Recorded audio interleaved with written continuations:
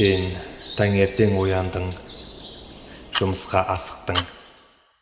Жолдан кофе сатып алып, кешке несиеңді төледің. Күнделікті қайталанатын бұл шеңберді сен өз өміріміз, өз таңдауымыз деп ойлайсың ба? Әлде бұл бағдарлама баяғыда сенің орныңа жазылып қойған ба? Сенің не киетініңді, не жейтініңді және кімге дауыс беретініңді радардан тыс қалған бірақ пайыз адам шешіп қойған десемші? Бұл конспирология емес. Бұл сенің бүгінгі шындығың. Олар сенің ашуыңды, қорқынышыңды және назарыңды күнделікті тауар ретінде сатады. Бұл сені бағындыру үшін жасалған жаһандық жүйе. Біз өмір сүріп жатқан матрицаның ешқандай сиқыры жоқ. Ол нақты психологиялық фишкалар мен экономикалық шынжырлардан құралған. Оның басты мақсаты біреу-ақ: саған оянуға мұрша бермеу. Бүгін біз көлеңкелі топтардың халықты бағындыру үшін қолданып отырған ең қауіпті 3 фишкасын әшкерелейміз. Жүйенің ішкі механизмін бөлшектейтін уақыт келді. Арнаға тіркеліп, лайк басып, комментарий жазып, қолдау көрсетуді ұмытпа. Ал біз бастаймыз.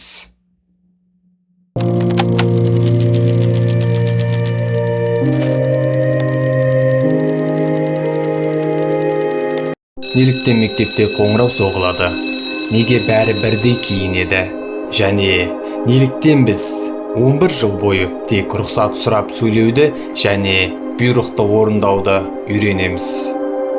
Себебі бұл жүйе сені гений немесе еркін ойшыл қылу үшін емес, зауыттағы конвейерге бұйрықты талқыламай орындайтын тіл алғыш робот дайындау үшін құрылған. Қазіргі білім беру жүйесі бұл 19 ғасырдағы Пруссияның әскери зауыттық стандарты. Ол кезде өндіріске шығармашылық емес, зауыт станогының алдында 12 сағат қозғалмай тұра алатын адамдар керек еді. Сол кездегі ең бай адам Джон Рокфеллер білім беруді қаржыландыра отырып, мынадай ашық мәлімдеме жасаған: маған ойшыл ұлт керек емес, маған жұмысшылар ұлты керек деген. Жүйеге сенің өзіндік пікіріңнің болғаны тиімсіз. Оған сенің стандартты қалыптан шықпай, бағдарламаланған тетік ретінде жұмыс істегенің қажет. Сондықтан мектепті бітіргенде бізді матрицаның келесі деңгейі, заманауи конвейер күтіп тұрады. Ол конвейердің аты 8-ден 5-ке дейінгі жұмыс. Тек айырмашылығы, бұрынғы жұмысшылар темір жонса, қазіргілер компьютер алдында отырып цифрлы қағаз аударады. Бірақ мақсат өзгерген жоқ. Сенің уақытың мен өміріңді жүйенің тұрақтылығы үшін сорып алу. Ең сұмдығы не, білесің бе? Біз бұл жүйенің ішіне өз еркімізбен кіреміз. Себебі бізді кішкентай күнімізден бастап осы шеңберден шықсаң өлесің деп қорқытып өсірді. Бірақ бұл шынжырдың тек бірінші сақинасы ғана. Жүйе сені зауытқа кіргізіп қойғаннан кейін сені мәңгілікке байлап тастайтын екінші фишкасын іске қосады. Ол цифрлық шынжыр. Ежелгі заманда қолдарды шынжырмен байлап, қамшымен жұмыс істеткен. Ол тиімсіз еді, себебі құл кез келген сәтте бас көтеріп, қашып кетуі мүмкін еді. Сондықтан жүйе мыңдаған жылдар бойы эволюциядан өтіп, құлдықтың мінсіз түрін ойлап тапты. Олар шынжырды алып тастап, оның орнына пластик карта мен несиелік есеп шотты қойды. Қазіргі құлдықты ешкім күшпен енгізген жоқ. Біз оны өзіміз, өз еркімізбен таңдадық. Матрица сенің алдыңа жасанды қажеттіліктерді жайып тастады. Жаңа үлгідегі телефон, трендтегі киім, статус беретін көлік. Саған, егер мынаған қол жеткізбесең, сен ешкім емессің деген иллюзияны сіңірді. Ал оған ақшаң жетпесе, жүйе күлімсіреп тұрып, ештеңе етпейді. Міне бөліп төлеу, міне несие, қазір алда, кейін төле деп бауырыңа кіреді. Сен несиені алған сәтте матрицаның қақпаны кілт жабылады. Егер сенің 20 жылдық ипотекаңмен арқалаған бірнеше несиең болса, сен жүйенің ең тіл алғыш, ең қауіпсіз тұрғынысың. Сен ешқашан бастығыңа қарсы келмейсің. Ұнамаған жұмыстан өз еркіңмен кетпейсің және ешқашан әділдік іздеп бүлік шығармайсың. Неге? Өйткені келесі айдың 20-сындағы төлем сенің тамағыңнан қылқындырып тұр. Бұл қаржылық лоботомия. Адамды тек күнделікті тамақ асырау мен қарыз жабу қамынан аса алмайтын деңгейге түсіру. Санасы қарызға байланған адам ешқашан жаһандық жүйе қалай жұмыс істейді, мемлекеттерді кім басқарып отыр деген іргелі сұрақтарға бас ауыртпайды. Оның миы бұғатталған. Бірақ ең қорқынышты бұл да емес. Жүйе сенің денеңді жұмыспен, ал қалтаңды қарызбен байлап қойғаннан кейін ең басты қаруын іске қосады. Ол қару сенің миыңды, яғни бос уақытыңды толықтай бақылауға алады. Сен жұмыстан шаршап үйге келгенде, оянып кетпеуің үшін олар саған үшінші фишканы ұсынады. Ол ақпараттық лоботомия. Матрицаның ең басты және ең қуатты фишкасы бұл сенің назарыңды ұрлау. Бұрын ақпарат аз заман болса, қазір ақпараттық тасқын заманы. Жүйе сенің бос уақытыңды қалдырмау үшін миыңды 15 секундтық мәнсіз видеолар мен шексіз лентамен және пайдасыз жаңалықтар шуылымен толтырып тастады. Бұны ғылымда клиптік ойлау деп атайды. Нейробиологтар жүйенің тапсырысымен сенің миыңның әлсіз тұсын тауып алды. Сен телефонды әр айналдырған сайын миың тегін әрі арзан дофамин алады. Нәтижесінде не болады? Сенің зейін қою уақытың бірнеше секундқа ғана жететін деңгейге түседі. Адамдар қазір бір бет кітап оқи алмайды. Ұзақ зерттеулерді тыңдай алмайды. Миы тоқтаусыз арзан ләззатқа үйренген адам қоршаған ортаны талдау қабілетінен айырылады. Бұл саналы түрде жасалған лоботомия. Неліктен жүйеге сенің миыңды осылай бұғаттап тастауы тиімді? Өйткені өз өмірінің құлдырауын, несиелік құрсауды немесе жаһандық саяси лохотронды талдау үшін миға терең концептуалды ойлау керек. Ал күніне 4 сағат лента айналдыратын адам тек басқарылатын биомассаға айналады. Ол жүйенің кез келген бұйрығын қабылдауға дайын. Ең қызығы, бұл бағдарламаларды ойлап тапқан силикон алқабының алпауыттары өз балаларына гаджеттерді ұстауға мүлдем рұқсат бермейді.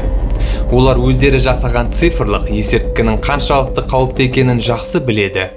Жүйе халықты ақымақ етіп ұстау арқылы өз билігін мәңгілікке бекіткісі келеді. Сен жұмыс істейсің, қарыз төлейсің және қалған уақытыңды телефоныңа телміріп отырасың. Мінсіз шеңбер, солай ма? Бірақ осы алып пирамиданың ең шыңында кім тұр? Сені зауытқа қамап, цифрлық шынжырмен байлап, миыңды улап отырған шынайы қожайындар кімдер? Forbes тізіміндегі танымал миллиардерлер ме? Жоқ, нағыз билік радардан тыс қалған бірақ пайыздың қолында.